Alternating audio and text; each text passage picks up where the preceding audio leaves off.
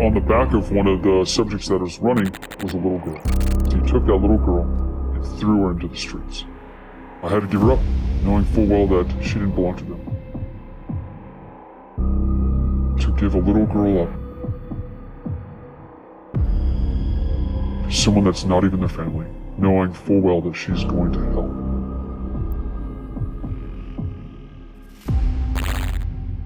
She's going to be living in hell.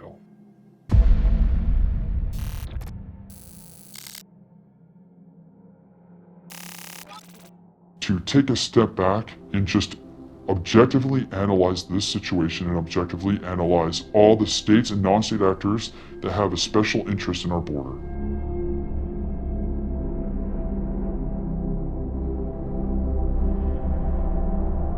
Whether that is the Mexican cartels, Mexico itself, China, Iran, Hezbollah, they all have a special interest in having our border completely wide open in a destabilized America.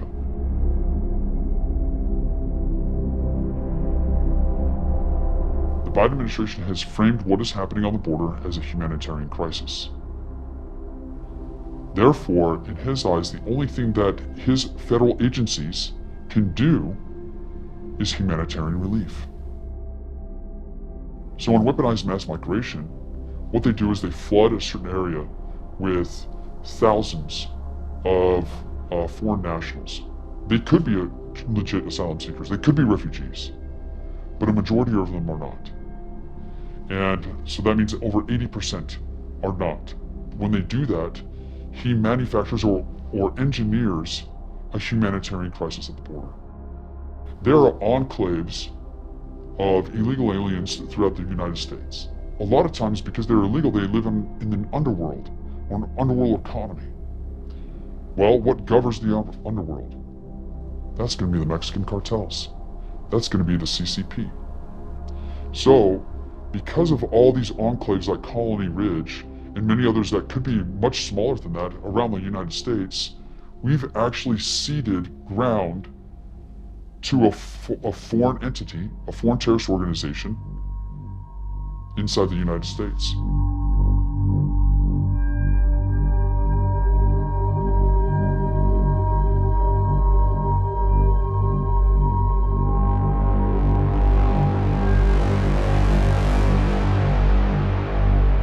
I'm curious to know what role non-governmental organizations in other countries are playing in this hybrid attack. All you have to do is look at the UN's documents on what they see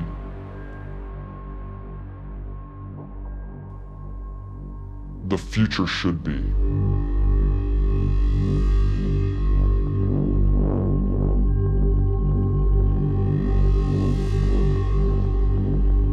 And that is one where national sovereignty doesn't exist, and that there is a global governance.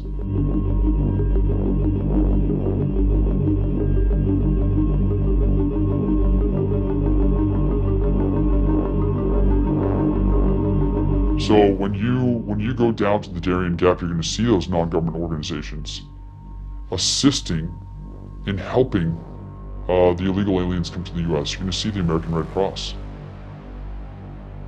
You're going to see organizations that you thought were doing good, but were, in all actuality, assisting the federal government in this invasion into the U.S.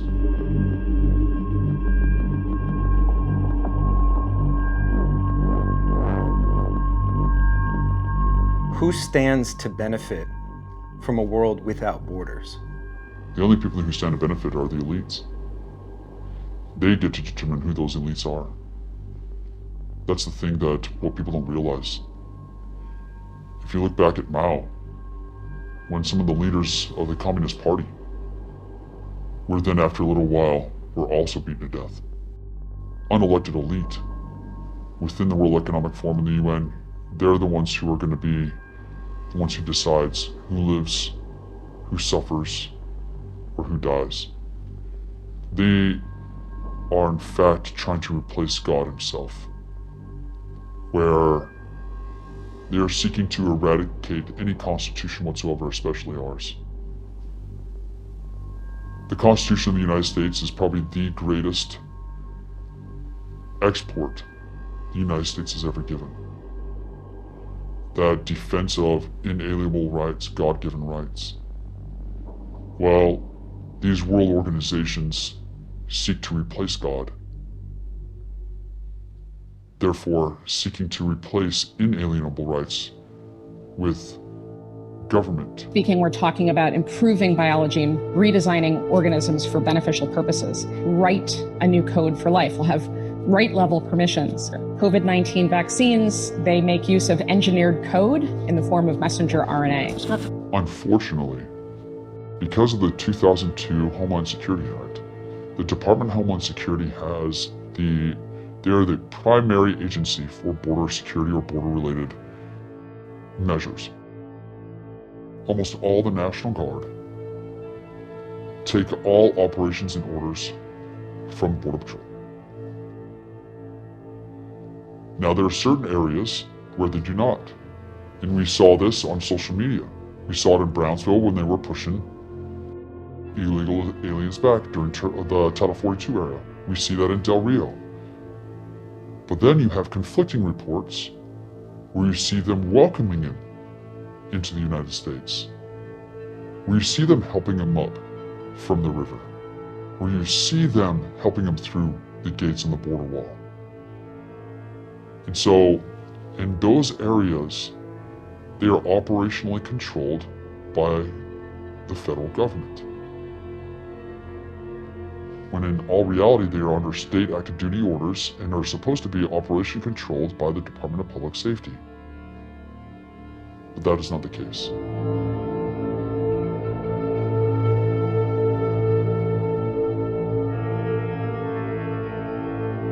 So I'll tell you a story about these unaccompanied children or these small children that are running to our left and right as these large groups come up.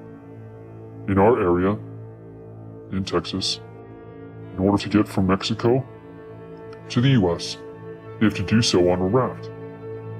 I went down there to respond. There was just two of us, there was just two agents. What they did is they pushed out a kid, a juvenile, but who knows if he's a juvenile or not. He didn't have a document. He just said, I'm 17, and they used him as bait. So they pushed him out. He got onto the road. The other agent is like, okay, I'll apprehend him. And I was like, I think I'm going to look if there was more people on that raft other than that one juvenile. I saw that they were climbing a certain area. And on the back of one of the subjects that was running was a little girl. So I followed. I almost caught up to them. So what that guy did is he took that little girl and threw her into the streets.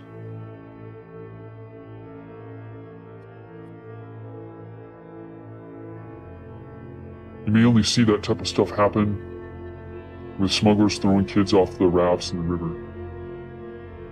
But you would never think that a quote-unquote family unit would throw their own little girl in the street to get away from them. But for that little time I was able to pick her up. She just immediately stopped crying.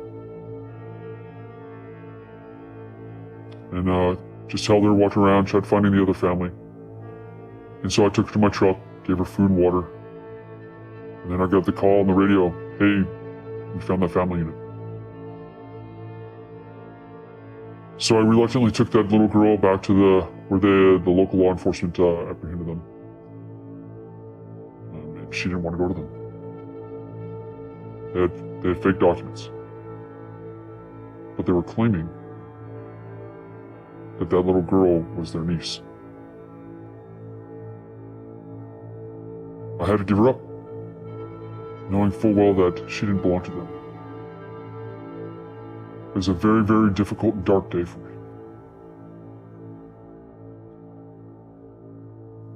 To give a little girl up to someone that's not even their family, knowing full well that she's going to hell. She's going to be living in hell.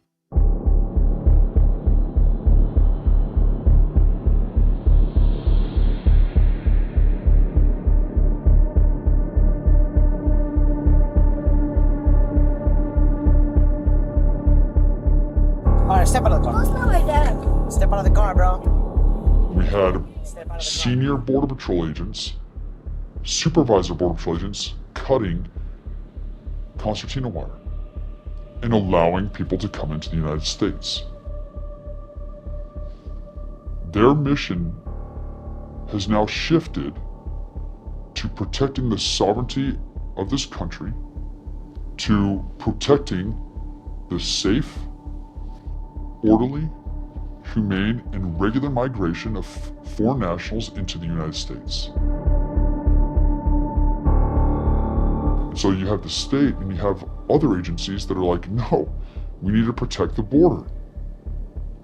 So they're going to go down there and try to push them back, realizing that they know that this is an invasion. It has created animosity. What is happening on the ground is a microcosm of what is happening between Governor Abbott and the current administration. The state versus the Fed.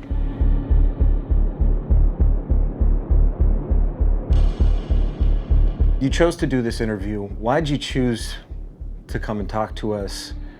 And why does your identity need to be concealed in order for you to do that? First, I want the narrative to change. I want the narrative to change that this is a national security concern. I want the narrative to change that we need to do something about it, instead of constantly admire about the problem itself, so that we can, one, save children, save Americans, and save our Constitution. Next, the reason why I have to do this, we live in a banana republic. Look what is happening to all the whistleblowers, whether that's in the Department of Justice or HHS. They're deemed as, if you look at how the government is acting towards them, like domestic terrorists, all for trying to reveal the truth, the absolute truth. The proper order of civics and how our constitutional republic was formed needs to be reestablished. And we have the government code to do that. But when we do that, we must realize then the power and responsibility then falls on our shoulders to figure things out. It's to get with subject matter experts on border security, counterterrorism, to come together, create resolutions with these counties, and then force the state and the federal government to act in kind. And really, that's how we can do it. That's how we can restore this republic. First, we just need to understand, the environment. We need to understand all the threats. And then only until we do that, and only until we understand all of that, can we actually move forward. And so that's why you guys are important. Turning Point USA now needs to lead the nation in understanding the actual threats that are taking place at our border, south of our border, and into the interior of the United States.